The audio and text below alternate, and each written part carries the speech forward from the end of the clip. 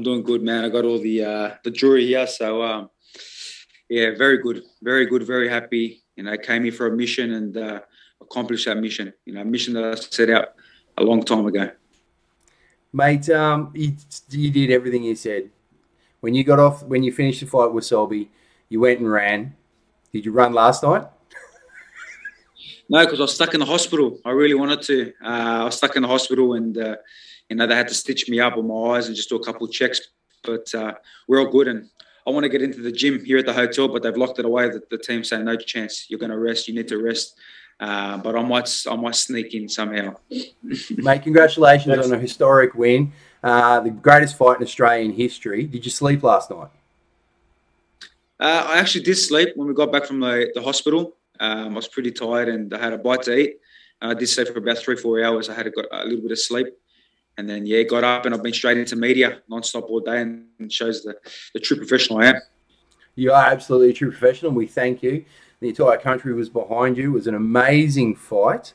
You did everything you said you were going to do. You wanted it more. You were more hungry. You said you were going to smash him to bits, and it looked like that in the 11th round. He was busted up. He was broken down mentally and physically, and you just kept coming back. This was an absolute fairy tale, and the movie is going to be amazing. Yeah, it's gonna be a good movie when it is finally done. But there's still more to go. This is nowhere near the end. This is halfway through the book. There's more to go, and I want to defend these belts back home in Australia in front of 80,000 people. There's so much more to go, but it was a very good win. The way we boxed, the game plan. I knew he was going to come out hard. I knew he was going to try to take me out early, but that was going to be his downfall. And I said it. And I set him up. We let him come forward. All of a sudden, I land that beautiful right hook, and that just changed the fight. And I said it to him at the end of the round one. I said, "Hey, I'm still here, and I put you on your ass." So from there, I just dissected him, broke him down.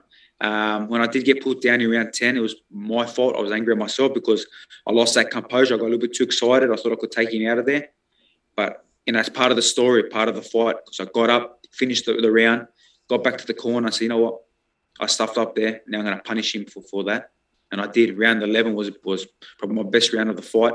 And round 12, I finished the show and, secured these belts. But very good win. I had it 9-3. I got to rewatch the fight properly. But, I had it around 9 rounds to 3. When you do that to the 2020 fight of the year, the pound for pound, top guy, the kingpin of the lower division, or not anymore, it shows where you're going. It shows who you are. But Mate, this won't change me. Nothing is changing me. Mate, absolutely. You've always been the underdog in the fight. That's the way you do like it. You come out and you love to change the crowds. You had to beat the commentators. You had to beat their city. You had to beat, obviously, Teofimo. And you had to do it all at Madison Square Garden. That must feel pretty amazing. It is. That's why this is the greatest victory in Australian history. And, I'm confident I've submitted myself as the greatest fighter in our country's history. But I'm only 28. There's so much more to go. To go into the hometown of the guy in his prime that just took out the all-time great Lomachenko, who knocked out Commey in 2 rounds, the guy that everyone feared, that thought was his power punching machine that couldn't be beaten. To go into his hometown with all odds against me, and they were booing me when I first got in there. But I knew, and I said, by the end of the fight, they're going to be applauding me. And that's what happened. I stood on the end of that apron at the end, on the top of the ropes, blood pouring out. And I literally said, this blood is for you guys. That's that warrior right there. And then I collected my belts. What went through your mind in the 11th? Because before you faced Teofimo, he was arguably the biggest puncher in the division. Yeah, look, I didn't really rate the power. When he caught me, that was my mistake. I stuffed up a little bit off balance. He caught me behind the head and just knocked the equilibrium a little bit off. But, the power didn't faze me. I didn't feel no power. I've been in there with killers. I've been there with much harder hitters in sparring. So, I'm sure he realised what I come from. He realised what power I possess, because you ask any of my sparring partners, any of the welterweights, junior middleweights that I spar, they can't believe how hard I hit. But it's not only that, it's the sharpness, the speed, the punches in bunches, the combination punches I was throwing, the movement, the in and out, the boxing side to side. I've made this guy look like a kid. I really made him look like a kid. Mate, you boxed beautifully, and you overcame, obviously, the mountain that was in front of you. What was your headspace like during the fight? What were you telling yourself?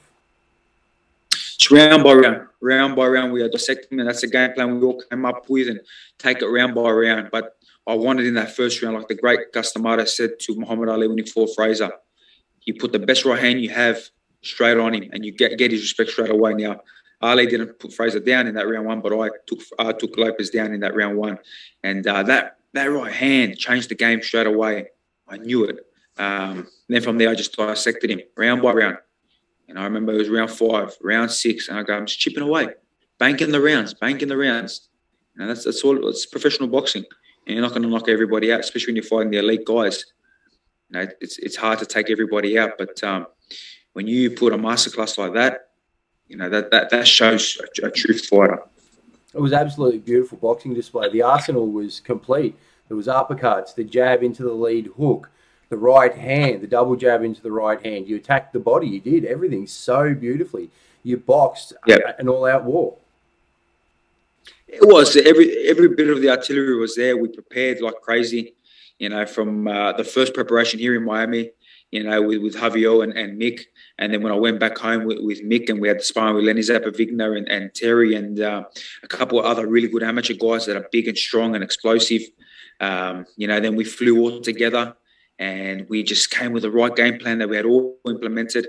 The best thing about our team is we've got no egos. We were all there, you know, from everybody in our team. We were all there for one mission, and that was to become the undisputed team. And you know, we did that. We're a team with the undisputed. Not only I'm the undisputed champion, but my team is the undisputed champion. And you know, I'm sure by the end of the year there'll be a few more awards, you know, coming. I'm sure that we'll be up there for Fight of the Year, Upset of the Year, you know, maybe Fighter of the Year. He was the Fighter of the Year, so you know, I'm sure I can probably grab that one as well. Mate, Fighter of the Year and Fighter of the Year would be very good. It'd be great. It would be good. So we'll see. That's up to them, but I just stay focused on my missions.